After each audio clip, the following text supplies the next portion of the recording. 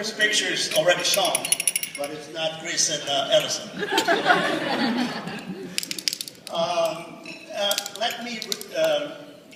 Let's go a little bit back in time to give you a perspective of how the focus of my talk is going to be basically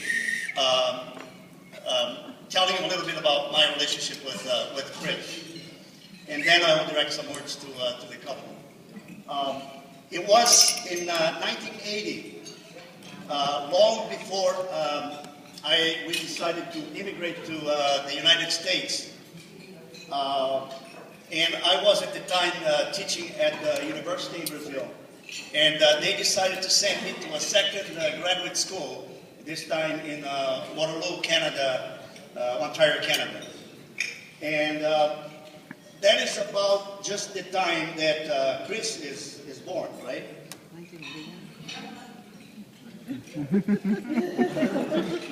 So Chris and I met for the first time in ballpark 81, 82, if I'm not mistaken. And in one of my visits from Canada to my sister Dati, who lived in East Lansing already at that time. Oh. Yeah, you got it. He was so cute. I got stuck in the technology here.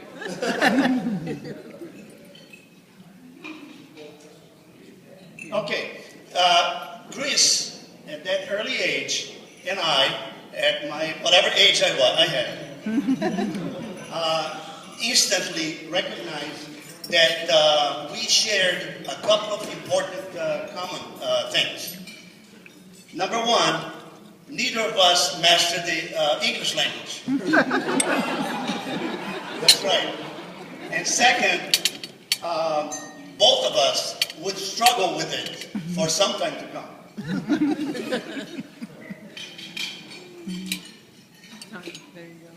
Many years went by, including the 6 years that I lived with my second family, Solange, Nineveh, in Rio de Janeiro, where they were born.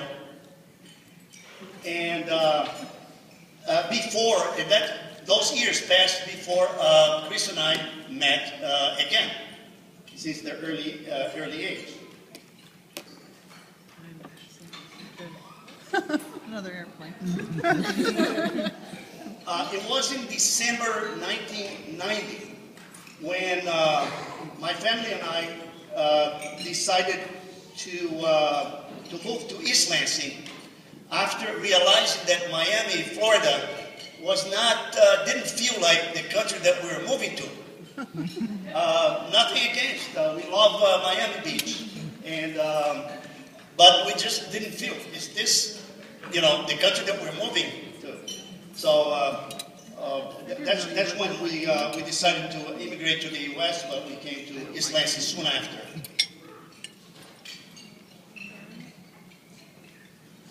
Okay, now you're going to wonder, what does this picture have to do with this, right? The bond between Chris and I was reestablished. Remember that we met before in 1982, 81, 82. And then briefly in Rio, Chris went to Brazil, and we had a chance to visit a little bit, going touring in Copacabana and the Sugarloaf and so on. And but then it was reestablished this time that we moved to the States. That time around, however, the bond was of a different nature.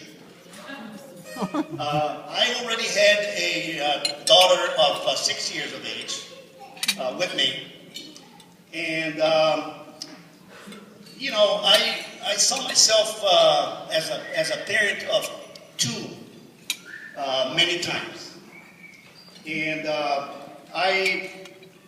every family event that we were together, I had to chase the kids, rear the kids, to see what they're doing. And so that was my new role, and I felt like I was a parent of two children. No, I'm just kidding.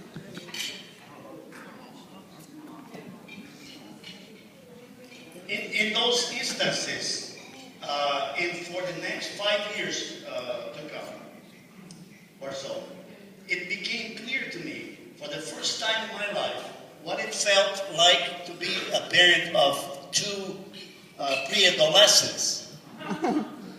And I can relate to some of you that have more than one child.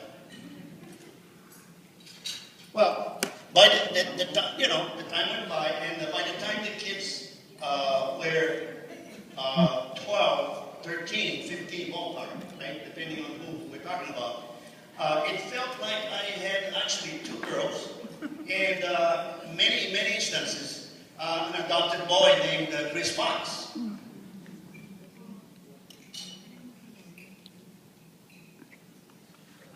Now that I have told you some of the story, our story, Chris and I,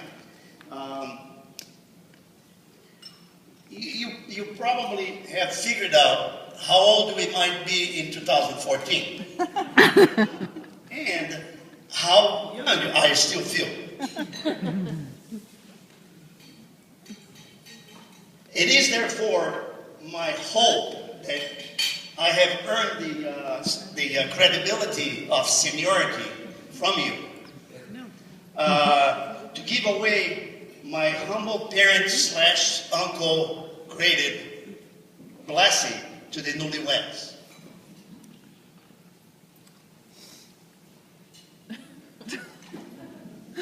Can you read that? Can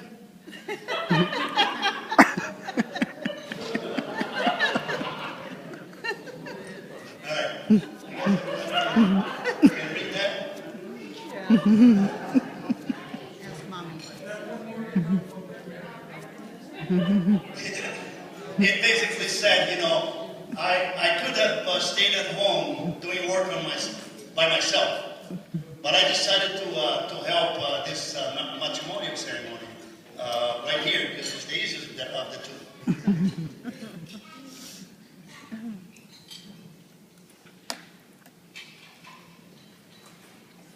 Dear, it's time then to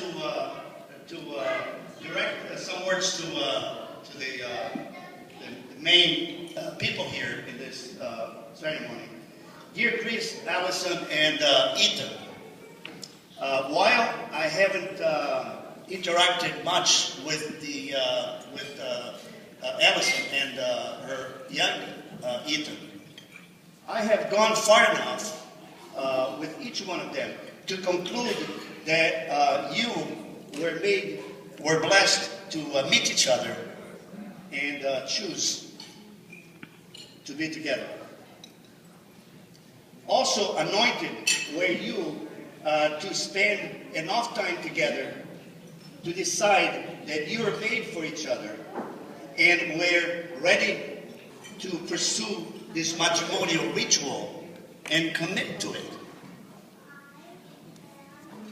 Honored are all of us who have witnessed this important step of your lifetime.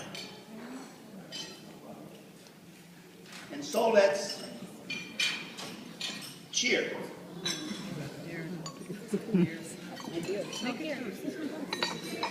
Cheers. And thank you.